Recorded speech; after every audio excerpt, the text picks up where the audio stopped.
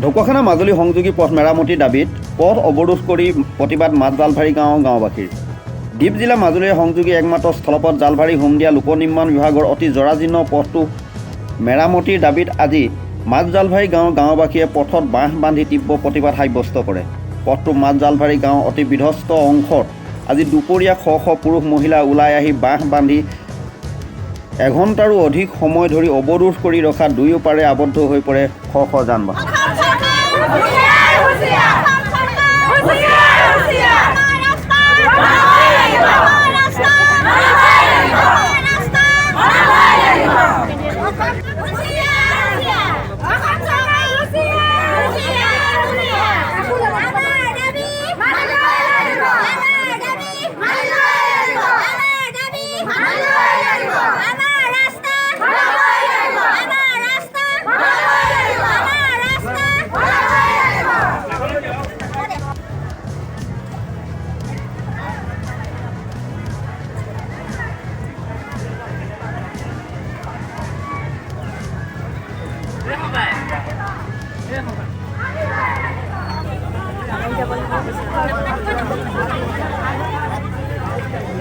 মানে এইটোতো PWD ৰোডছে বনায় ৰাস্তাটো হয় নাই, কণ্ট্ৰেক্টৰ ঠিক হ'ল বোলে, কণ্ট্ৰেক্টৰ নেপাল গৈছে, তিনি চাইডলৈ মানে এসপ্তাহ আহি যাব, ঠিক আছে।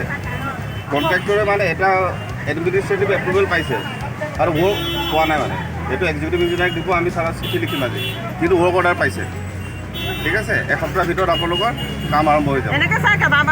নাই নাই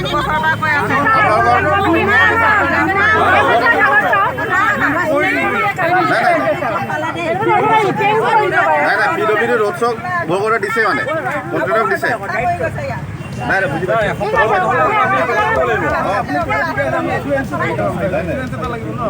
নাই এতিয়া ৱৰ্ক অৰ্ডাৰটো পাইছে মানুহটো, ঠিক আছে। বেমাৰৰ কাৰণে নেপাল গৈছে বুলি কৈছে, সেইটো আমাক কৈছে। এতিয়া তাৰ PWD লৈছোঁ, আমি ইমিডিয়েট টেক আপ কৰিম এতিয়া, হ'ব। মই এটা অনুৰোধ,